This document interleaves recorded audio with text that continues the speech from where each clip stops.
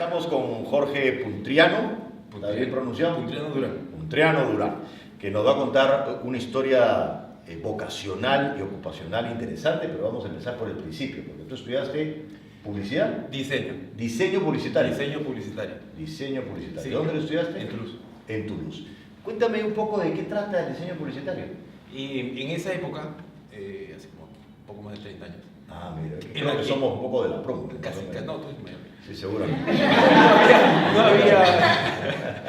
No había computadoras, pero digamos, la carrera... No había como tú eres más viejo, entonces. Sí, no.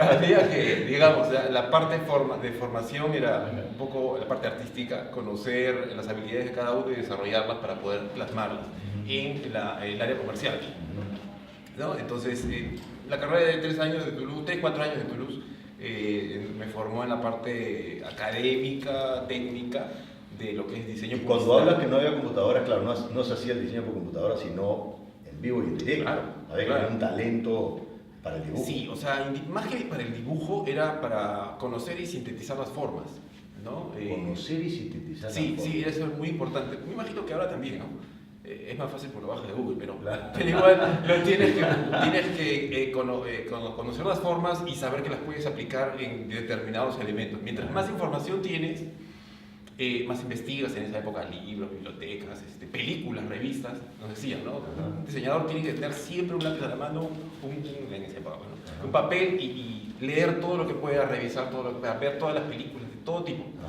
Porque para sacar ideas. El bagaje visual es lo que le va a permitir crear. Porque la creatividad nos decía, ¿no? La creatividad no es que inventas, no es inventar.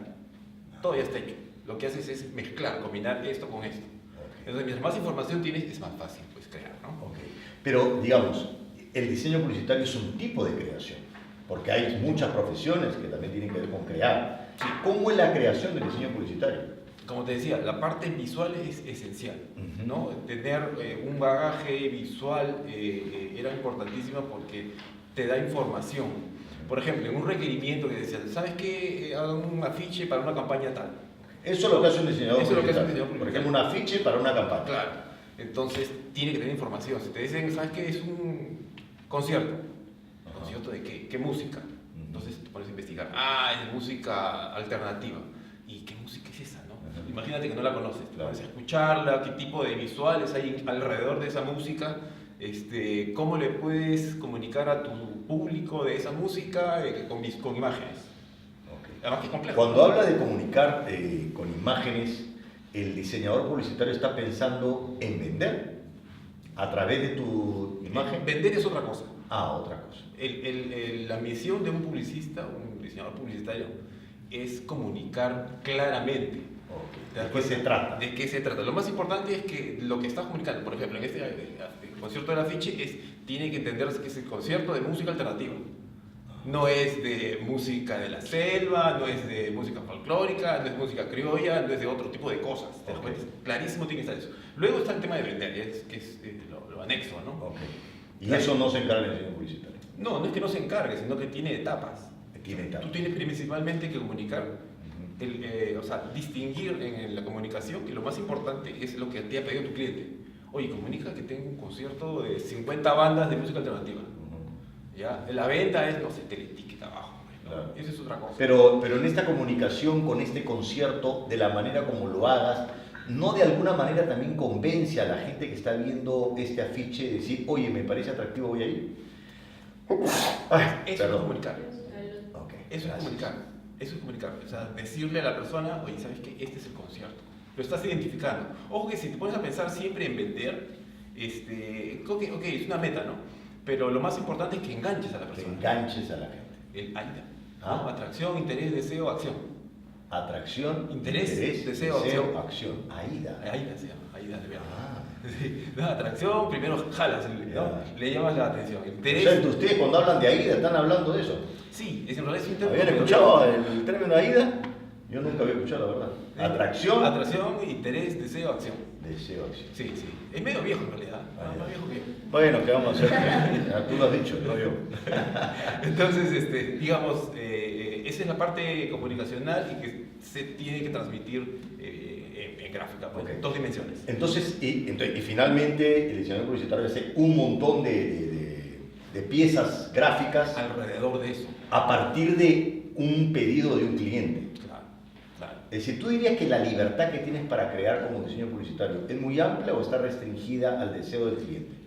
En realidad son las dos cosas, es el parto eterno, ¿no? Porque el cliente quiere eso y te va a decir que quiere eso, ¿te das cuenta? Pero tú tienes que estar bien convencido de que lo que le estás ofreciendo es lo que él quiere, probablemente no lo sepa. Ok, Si no lo haría él, pues, ¿no? ok. A veces los clientes te piden cosas que ni siquiera saben cómo expresarlas, pero te dicen, yo quiero que se comunique de esta manera. Pero cuando tú investigas, después de cierto tiempo de experiencia, te das cuenta que sí, pues no, el cliente a veces dice, pues tienes razón, o sea, él investiga. O te dice, no, ¿sabes qué? Mira, está bonito, pero yo necesito pues que se vea localista. Claro. Claro, pero es interesante porque hay otro tipo de creaciones donde, digamos, parte de lo que tú sientes, pero acá parte de una exigencia exterior, Sí. ¿no? Con la cual tienes que lidiar, tienes que negociar, sí, ¿no? sí. No es arte al Claro. 100%, ¿no? Puedes utilizar las artes plásticas, porque la técnica que utilizas para expresar, para comunicar, puede ser ilustración, de fotografía, acuarela, pintura, lo que sea, eso es la técnica. Ajá. ¿No? Si eres más talentoso en la técnica, mucho mejor queda pues, la calidad de la presentación, Ok. la ilustración. ¿Y cuál crees que tienen que ser los talentos de una persona que quiere estudiar diseño publicitario? Criterio en realidad. Criterio. Sí, criterio gusto. Criterio y gusto. Sí, sí, en realidad O sea, no has mencionado la habilidad para... No, mire, yo he conocido una directora creativa, que fue mi profesora inclusive, que no dibujaba muy bien. Ya. Era directora creativa de una agencia internacional de licencias. Ajá. Pero su talento estaba en saber discernir las formas, las proporciones, la tipografía, que es otro universo de lenguajes, ¿no? Entonces, y era súper talentosa. Ok. Tú la ponías a dibujar y de repente no lograba el dibujo que podía hacer un ilustrador. Ujú. ¿Te das cuenta? Pero su habilidad discernir y el criterio que tenía para encontrar las formas, el color correcto, la combinación de cosas. Pero quizá por ese criterio, no sé si me equivoco, y por ese discernimiento terminó teniendo una posición más Así es. ejecutiva, Más ejecutiva. y menos de estar en la creación misma. Porque la creación misma es un tema medio aislado, que te obliga a estar en un contexto de solo creación. ¿Te das cuenta? Solo creas. Más a solas. Exacto, vas a solas en muchos casos. Y las personas que son como más sociables pueden sentirse, pucha, me siento un poquito solo. No necesariamente, ¿no? He conocido pues, diseñadores que son muy sociables y otros que son no tanto. Pues, ¿no? Ok, pero te habla de criterio, habla de gusto, Sí. pero también una capacidad de creación. Sí. Y me imagino que tienes que saber manejar, porque ahora ya no es solamente a mano, sino manejar un programa de computadora, ¿no? 1, 2, 3, 4, 5 programas de computadora. Muchos. Siempre tienes que ser un súper genio en uno. O por lo menos decirte, sabes que este programa sí lo conozco bien. Ya, O sea, puedes conocer superficialmente 10 Ok. o 20, ¿no? Pero en uno tienes que ser el Claro. genio, en el que nadie más te gana. ¿Y en qué chambea un diseñador publicitario? Hay varios, ¿no? Hay varios áreas de trabajo. Hay agencias de publicidad, agencias de producción, imprentas, preprensas. Hay varios servicios, ¿no? de ese tipo de uso, ¿no? Pero justamente ahora, después de esta información como general de diseño publicitario, tú eres un ejemplo de que las rutas en la vida no son pues directas, sino que uno puede hacer muchos cambios. Sí, claro. Porque tú ahora, ¿qué haces? Bueno, después de estudiar diseño, en esa época en que no había computadoras, Ya. empecé a trabajar en una mini agencia y luego me jalaron a Thomson, que es una agencia grande. Luego de eso empecé a estudiar otras cosas. Estudié programación, HTML, que es algo así como... Me retiré, la verdad que me retiré, porque era demasiado denso, pero digamos, empecé a descubrir que había otras cosas en las cuales el diseño se podía aplicar, ¿no? Estudié e-commerce y business, publicidad internacional en ESAN, creo, y también estudié coaching, sí. Ajá. También estudié... La vida le marea cuando uno dice Sí. también estudié, porque como le digo, Sí, trabajé como... la profesión es un cursito. ¿Qué edad tienes? Sí. Claro. ¿Él qué te pregunta? ¿Qué edad tiene?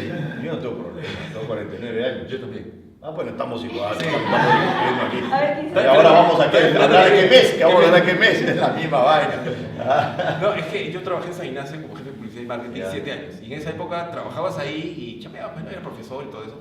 Pero te permitían estudiar Ya. los cursos de las carreras que estaban ahí. Y a un costo casi nada. Pues. Ajá. Entonces aproveché y me metí. O sea, durante mucho tiempo tú has estado en agencia de publicidad, pero ya no como diseñador publicitario. No, ¿Qué hacías? era director creativo. Director creativo. Trabajé en una agencia que no era una agencia de publicidad, pero hacía publicidad. Era una agencia en la que hay 2 o 3 en Perú, que se llama agencia de licencias. Compañías de licencias. Entonces, Hanna, Warner, Disney, Universal Pictures son manejadas por agencias de licencias. ¿Ya? ¿Qué sucede? Estas compañías administran licencias a nivel internacional. Esta, en este caso, que era CPL, la maneja a nivel panamericano. Entonces, Marvel. Manejar la licencia de Marvel, de Disney. Sí. ¿Y eso significa tener contacto con ellos? En mi oficina estaba lleno de juguetes, ya ese era el placer extremo, pues, ¿no? Ay. El tope de mi carrera, ¿no? Ajá. Así, ya después de esto no quiero hacer nada más en mi vida. O sea, te decías ahí, esta es mi chamba. Claro, imagínate tu escritorio lleno del hombre araña, Ya. ¿no? De Thor, así, cómics, Pokémon. Y tenía que leer cómics, qué sé yo. Y... Tenía así como... O sea, qué sufrimiento. Sí, papi. era horrible. No, es que tenía que aprenderme los manuales de marca. Ah, Así, manuales de marca. ¿Por qué? Porque el trabajo de ellos era hacer las promociones utilizando esas licencias. Tú has visto en Saga que, por ejemplo, está la película de no sé, X película, y están los polos y todo eso. Eso se vende de una manera ordenada, Ya. que es un patrón, ajá. ¿no? Entonces, la empresa esta tiene el manejo de administración y la función de vender a otras empresas. El que quiera hacer toallas, polos, va a Tiene que hacerlo. y recurre y paga su... Y después todo este recorrido por las agencias de publicidad, ahora tú tienes una empresa. Antes de eso, en el 2009 más o menos, me contrató una agencia de videojuegos. Eso. ¿Qué agencia? Se llama City Interactive, es polaca. Polaca. Sí, que vino a Perú, se establecieron como una especie de oficina. Aquí hay una agencia polaca de videojuegos. City Interactive. Ahora es City CI Games. ¿Y por qué en Perú vinieron los polacos? Buena pregunta. Lo que pasa es que el CEO de la oficina aquí en Perú había estudiado con el dueño de la empresa polaca. Habían tenido un posgrado, no sé dónde, Ya. en Londres. Entonces le dijo, oye, vamos a hacer una agencia en Perú para tener gente. La verdad que dijo mano de obra barata, es la verdad. Dijo eso, ¿ya? En Perú la mano de obra es más barata. Sí, sí. Él lo dijo el polaco, ¿ya? Ya. Entonces, pero cuando llegó a Perú, se encontraron que había que pudieron hacer 2 divisiones. La división de ventas de los títulos de videojuegos que tenían en esa época era PC y solamente PC. PC y otra área que era videojuegos. Ya. Videojuegos para PC y videojuegos para Nintendo DS. Ajá. Entonces yo estaba en el área de Nintendo. Empecé con PC y de ahí me derivaron al área de Nintendo. Ajá. Entonces descubrí en el 2009, 2010 que estuve el universo de videojuegos. ¿Qué de hacías? verdad. ¿Qué hacías en esa...? Mira, producción. Básicamente producción. ¿Qué significa producción Producción de videojuegos? contenidos. No sé, te das cuenta que todos se han inclinado para escucharte más atentamente, porque tú mencionas la palabra videojuego y produce una especie de conmoción de los jóvenes. Sí, es que era bien raro, porque esa empresa vino 1 año y medio acá a Perú y no volvió, porque el proyecto se terminó. Era número 1 en Polonia, número 11 en Europa. Wow. Facturaban todo el dinero del mundo. El CEO era un chiquillo de 32, 33 años. Compraban agencias y las convertían en sus entes de producción. En el caso nuestro nos compraron, la oficina peruana la compraron para hacer producción. ¿Qué significa producción? Los videojuegos, salteándome algunas cosas de explicación cómo se arma, ¿no? Pero producción de contenidos es el armado de la parte visual, la parte auditiva, la parte de música, la parte de 3D, la parte de animación, la parte de colores, texturas y todo eso. Nosotros estamos en el área de texturas, colores y modelado 3D para testearlas en un motor.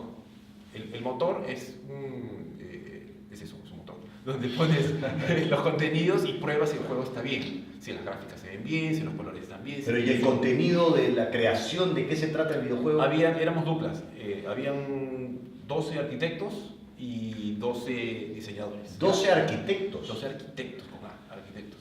que diseñaban el videojuego. Diseñados, claro. Pues, ¿se dan cuenta? Las profesiones tienen diferentes funciones. ¿Quién iba a pensar que estudias arquitectura y terminas diseñando videojuegos? Increíble, porque tenían que... Pues claro, y hay construcciones, hay, digamos, Claro, hay, claro. hay mundos. Claro, Ahora, el arquitecto que ha estudiado lo formal para hacer un edificio, una casa, tenía que volver a aprender. Sí, y teníamos a los polacos que nos daban pues, capacitaciones a diario, ¿no? Sí. Sí, porque, por ejemplo, hacer un edificio, un arquitecto, su AutoCAD, su 3D Max, lo construyó, quedó espectacular. Y utilizó 85 millones de polígonos. Te venían los polacos y decían, tú estás loco, eso no entra en mi juego. Tienes que tu parámetro es que sea de 4.000 polígonos. Y él decía, se va a caer. No es digital, dice. No, sabes que tú ves cómo lo reduces, pero que tiene 4.000 polígonos, tiene 48 horas. Vaya. Un tanque, ¿sabes que ese tanque lo tienes que hacer en 12.000 polígonos? Y tiene además que estar rigueado tiene que ser articulado. ¿Y qué juegos se hicieron?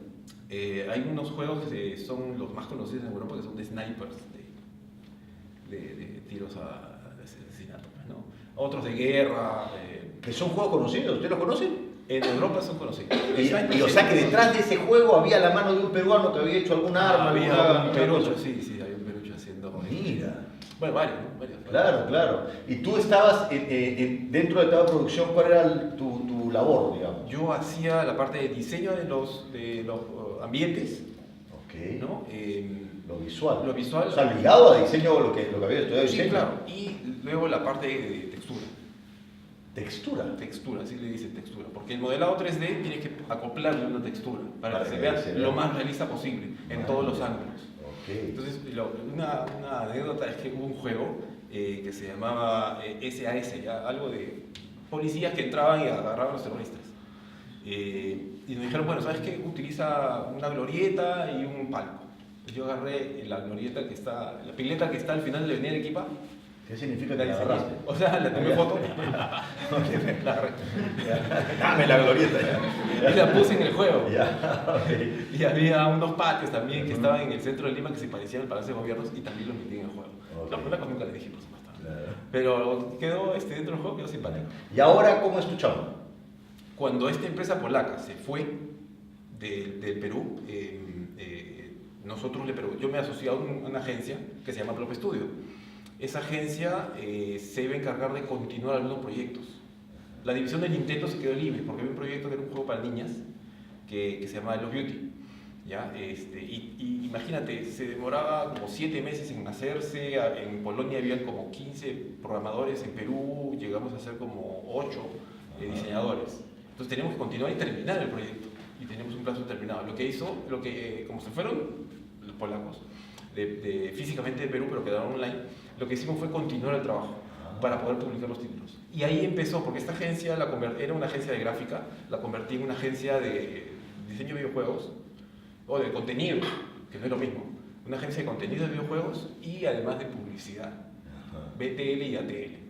Entonces, y ahí comenzó un poco la bola de nieve, continuar haciendo la parte de publicidad, diseño, asociada con los Advert Games y videojuegos, y comenzar a trabajar en lo que ahora ya es la agencia en sí, ¿no? Okay. ¿Y ustedes han hecho un juego que dicen que es el más conocido, que es el del Dakar? Claro, en el 2000... No sé si lo conocen. En esta bola de nieve de comenzar a hacer Advert Games, en realidad, porque hacer juegos es bien complicado, requiere muchísima gente. Advert Games es una especialidad de la publicidad que utiliza la publicidad en sí mezclada con los juegos, ¿no? Por ejemplo, si quieres enganchar más a tu público, no solamente con un comercial, no solamente con una activación digital, sino con un juego, entonces creas un juego de marca. Un Advert Game es un juego de marca. Porque ahora el videojuego ha aumentado la cantidad de usos, ¿no? Antes solamente estaba ligado, digamos, al entretenimiento. Ahora tú hablas de esto, que es una forma de que las agencias, ¿no? De que las marcas puedan publicitar cosas. Las marcas pueden pero a veces también se usa en las empresas como formas de inducción. Exacto.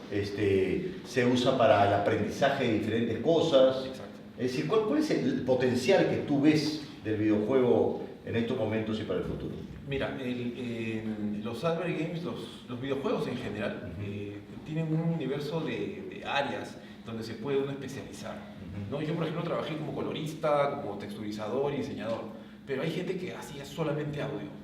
Hay gente que en distintas áreas hay programaciones. Hay un especialista que solamente hace riego, Hay un especialista que solamente hace modelado. Hay especialistas que no saben programar absolutamente nada, pero pueden hacerte todo un escenario con vehículos, con casas y todo eso. Wow. ¿No? Hay diseñadores de videojuegos, que eso sí es el papá de todos, ¿no? Son los que documentan el juego.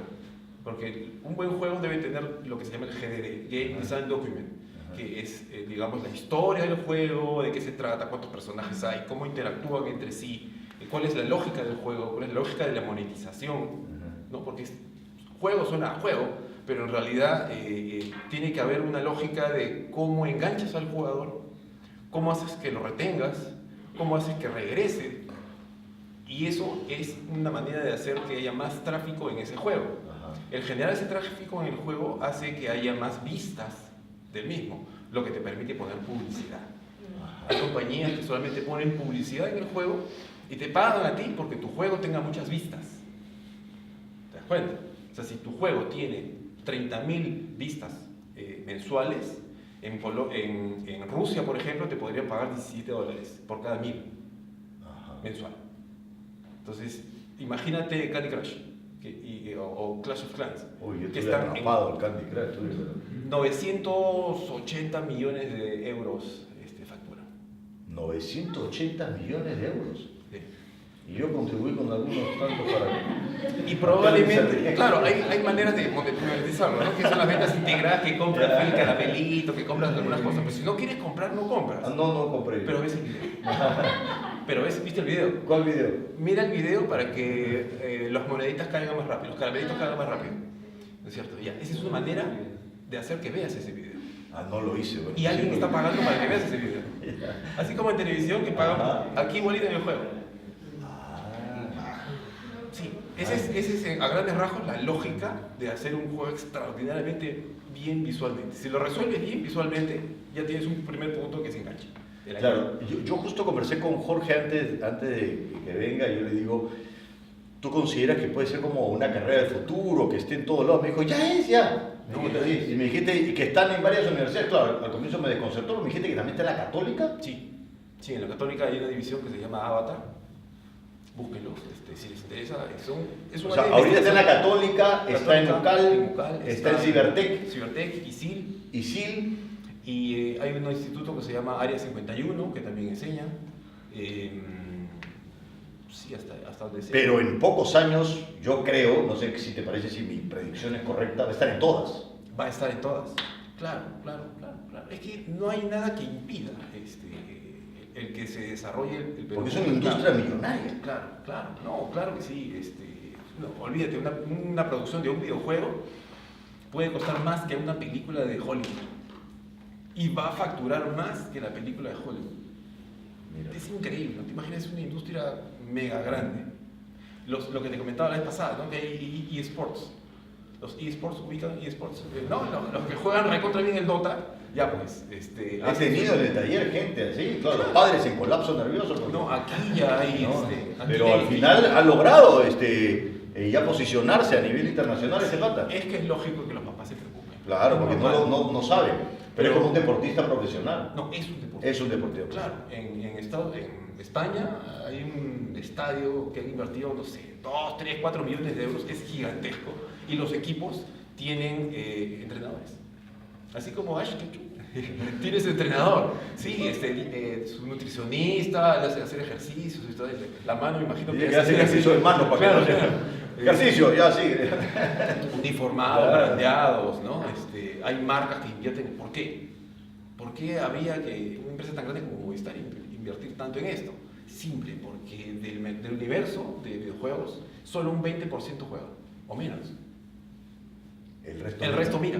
Entonces, en ese mira está el negocio, ¿no? En hacerlos mirar. Muy bien, preguntas. A Jorge. Digo, te estamos esperando. Cuando pase tu emoción vas a poder... preguntas, vamos, ¿qué pregunta le quieres? Hasta donde sé, la carrera dura 4 años. ¿Cuál? ¿La de diseño? Diseño 4 años. En instituto, en universidad son 2 años más. En Toulouse son 4 años, pues es instituto, ¿no? ¿Y diseño de videojuego una cosa similar? Sí, es similar. Claro. Es similar. Para estudiar diseño de videojuegos, ¿qué cursos tienes que llevar antes de focalizarte, o sea, especializarte en la carrera? No, yo creo que no es antes. Entras de frente a la carrera. Entras. Entras de frente a la carrera, ¿no? El diseño de videojuegos te van a enseñar, digamos, las reglas básicas, la lógica, la historia y todo eso, ¿no? Depende de ti en qué te especializas. Porque, por ejemplo, hay un programa, bueno, hay varios programas de motores de juego, ¿no? Uno es Unity, Unreal, digamos, te enseñan el Unreal o el Unity, pero no te certifican como esa. Lo ideal es que tú te desarrolles más. Si te interesa programación, por ejemplo, ¿no? Que te certifiques, que vayas a especializarte mucho más en cada uno. O si te interesa el modelado, te enseñará, pues, no sé, 3 ciclos de modelado, pero no te van a certificar en Adobe Autodesk, en Adobe 3D Max. Claro, porque hay un perfil de los que diseñan videojuegos que es el perfil más técnico, que son los que programan y qué sé yo, y hay otro que es como el que crea el videojuego, ¿no? Yo he conocido comunicadores que hacen videojuegos y no saben nada de programación, solamente crean el concepto. Básicamente es un guionista. Es un guionista. Claro, el que crea una buena historia hace un juego Warcraft. World of Warcraft es una historia, pues, espectacular. Pero, o sea, tú la sientes cuando lo juegas, vives la historia. ¿Te das cuenta? Hubo alguien atrás que estuvo rompiéndose el cerebro, o varias personas que crearon esa historia para que tú la disfrutes. Y para hacer retención y para que sea, pues, monetizable, ¿no? Claro, quizás hasta el mismo nombre de videojuego puede cambiar, ¿no? Porque muchos hablan de que en realidad son películas interactivas, ¿no? Tú te metes dentro de la película y vas haciendo la película. Sí, porque lo que está cambiando es las plataformas, ¿no? Claro. Por ejemplo, la realidad aumentada en la que tú estás dentro del juego. Claro. ¿No? Más eso. No me acuerdo cómo se llaman, los visores con los mandos, ¿no? Ya no estás en la pantalla, ya no estás en el móvil, ya no estás en la PC o en el Xbox, estás dentro del juego. ¿Qué otra pregunta? ¿Cuál es la que tiene de todos los institutos la mejor reputación o mejores mallas curriculares, por así decirlo? Mira, a mí me pidieron digamos, que evalúe, analice y potencie la currícula de Cibertec. Yo voy por decir. Sí, he visto a los chicos que han trabajado en la oficina de ISIL y tienen, por lo menos en videojuegos, están un poquito más avanzados. Y te pregunto, ¿eso es tan fijo? O digamos, ahora que está creciendo, entre ellos irán compitiendo para ir mejorando, Sí. porque es una cosa nueva, ¿no? Sí, claro que sí, claro que sí. Porque quien empezó fue Cibertec, creo. Cibertec empezó. De pronto Lisil quiere superarla, de pronto Cibertec se entera y comienza a hacer otro tipo de cosas y qué sé yo. Y Toulouse está potenciándose Toulouse bastante. Sí, Toulouse tiene bastante calidad a nivel artístico. Se preocupa mucho por la parte artística, que también es valioso. Pero Cibertec, digamos, como viene de una corriente, digamos, técnica, entonces sabe que lo técnico es importante. Claro. Pero no hay nada artístico, por ejemplo, en Cibertec. Ah, ok. No te En enseñan- Isil hay algo más artístico. En Isil ahí sí hay algo más artístico. Perfecto. Y aún más en Toulouse, pero lo técnico está un poco más bajo. ¿Otra pregunta? Yo. Por favor. Cuando estabas en la agencia donde trabajabas o sea, tenía la empresa de diseño Marvel, ¿qué hacías para esas? Era director creativo de promociones. ¿Qué es eso? Me daban el manual de marca de las licencias. Por ejemplo, Pokémon, ¿no? Tienes que aprenderte los 150 nombres de los Pokémones, del personaje de Ketch, de Ash, y toda su familia, todos los grupos. Ya, y ¿sabes qué? Viene Coca-Cola. Y tiene un presupuesto de tanto, ¿qué hacemos? Tienes 48 horas. ¿Y qué hiciste? Ah, no me acuerdo. Sí, algo hice, pero dice, le gustó. Pero ¿qué es lo que tienes que hacer? Hacer una promoción, una publicidad Sí. que mezcle Pokémon con Coca-Cola. Sí, por ejemplo, las galletas. Ah. Las galletas de Pokémon, como el concepto, porque había el caso, Tómate tu galleta de Pokémon, tu Coca-Cola. había el caso inverso, donde iba la ejecutiva a ofrecer a Licor la licencia de la última película de Disney, Pokémon. no, pero de Pokémon, por ejemplo. ¿No? Le decía, oye, ¿sabes qué? Esta licencia cuesta tanto, mira todos los personajes, tiene una audiencia tal, en tal segmento, ¿qué te parece si lo pones en tu producto galletas? Oh, qué bonito, ¿cuánto cuesta? Tanto. Ah, ya, cerrado. Entonces la parte creativa de la propuesta la hacía yo. Claro. Como agencia de publicidad también dices, oye, ¿sabes que mis servicios son de comunicación ATL? ATL es above the line, BTL es below the line. ¿No? ATL es todo lo que es visual, lo que se puede ver, y BTL es todo lo que es electrónico. ¿No? O también outdoor, o también lo que son activaciones. Entonces tenemos este pool de servicios, yo entiendo que usted tiene pues una gaseosa y mire, ¿qué le parece la frecuencia de esta campaña? Ya hemos trabajado con otras gaseosas, el bacalao es importante, ¿no? Y mire, esta es nuestra calidad, hemos ganado 5 premios. ¿Le interesa trabajar con nosotros? Sí, qué bien, qué bien. Claro, porque quiero que entiendan que yo como he conocido a Jorge es que yo estoy desarrollando una app para una chamba y él ha venido como representante de la agencia y ya nos hemos hecho amigos. Es decir, no le he conocido a él como un diseñador, sino como una persona que viene a hablar con el cliente. Por eso digo que los caminos no son directos. Puede haber estudiado diseño publicitario, pero ahora lo que tú haces ya no estás sentado diseñando algo. Ya manejas clientes, manejas cuentas, qué sé yo. Y en un momento dado yo le decía, claro, es que con los programadores a veces no me pueden entender, me dice, yo soy el nexo, porque él está en el medio para entender al programador y traducir lo que yo quiero en un lenguaje más técnico.